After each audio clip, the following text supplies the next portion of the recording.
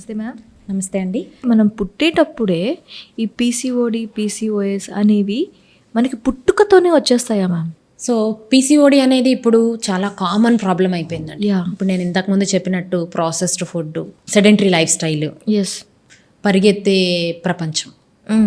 So ఈ 3 reasons తోటి ఏమవుతుంది అంటే మనకి పీసీఓడి అనేది ఒక పెద్ద భూతంలాగా తయారైపోయింది. అవును. సో ఇది multifactorial, not purely genetical. So mother కానీ సిస్టర్ కానీ సఫర్ అయితే మనకి వచ్చే అవకాశం ఎక్కువగా ఉంటుంది. అవును. సో అది ఒక్కటే రీజన్ కాదు. సో ఇక్కడ ఫ్యామిలీస్లో ఎందుకు రన్ అవుతుంది అంటే అందరం ఒకటే లైఫ్ స్టైల్, ఎస్, ఒకటే ఆహారం తీసుకుంటాం. సో యూజువల్గా మనము ఇండియన్స్ రైస్ బేస్డ్ కంట్రీ, అంటే కార్బోహైడ్రేట్ రిచ్ డైట్ని మనం తీసుకోవడానికి చాలా ఇష్టపడతాం. సో పీసీఓడి ఉన్న వాళ్ళకి ఇన్సులిన్ రెసిస్టెన్స్, కార్బోహైడ్రేట్ ఇంటాలరెన్స్ ఉంటుంది. ఓకే. సో ఇంట్లో అందరము మనం ఏం చేస్తున్నాము, మనము రైస్ తింటాం, మన పిల్లలకి అదే అలవాటు చేస్తున్నాం. సో అప్పుడు మదర్ ఏం సఫర్ అవుతుందో ఆటోమేటిక్గా ఏదైతే మనము మల్టీ ఫ్యాక్టోరియల్ అంటున్నామో అదే సేమ్ కండిషన్స్లో పెరుగుతున్నారు. అవును. సో అందుకని పీసీఓడి వాళ్ళకి పుట్టుకతోనే వస్తుందని అనుకుంటున్నాం, కానీ పుట్టుకతోనే వచ్చేది కాదు.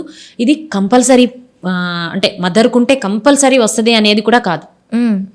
సో మనము ఈ ప్రాబ్లంతో సఫర్ అవుతున్నాం, పీసీఓడితో నేను సఫర్ అవుతున్నాను, నా నెక్స్ట్ జనరేషన్ దానికి సఫర్ అవ్వద్దు అంటే ఆహారపు అలవాట్లు, కార్బోహైడ్రేట్ తక్కువ చేసుకొని ప్రోటీన్ ఎక్కువ తీసుకోండి, ఫైబర్ ఎక్కువ తీసుకోండి, at least minimum 30 to 45 minutes physical exercise. ఈ అలవాట్లు, ఈ 2 అలవాట్లలో మార్పుతోటి నెక్స్ట్ జనరేషన్కి ఆ పీసీఓడి అనే భూతాన్ని మనం ట్రాన్స్మిట్ చేయకుండా ఆపేయచ్చు. ఓకే. అంటే మనకి ఒకవేళ పీసీఓడి కానీ పీసీఓఎస్ కానీ ఉంది అంటే యాజ్ ఏ మదర్గా అది పిల్లలకి ఇవ్వద్దు అంటే పుట్టిన పిల్లలకి కానీ మనం కానీ ఎక్సర్సైజెస్తో దాన్ని రికవరీ చేసుకో 100%.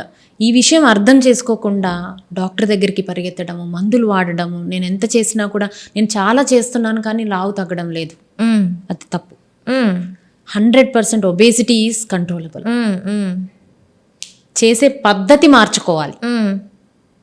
నేనేం తినట్లేదు అయినా లావు ఉన్నాను, తినడం కాదు అక్కడ ప్రాబ్లం, బర్న్ చేయట్లేదు, క్యాలరీస్ బర్న్ చేయాలి. సో ఆ అలవాటు అదొక్కటి అలవాటు చేసుకుంటే పీసీఓడి అనేది మనం పూర్తిగా నాశనం చేసేయచ్చు.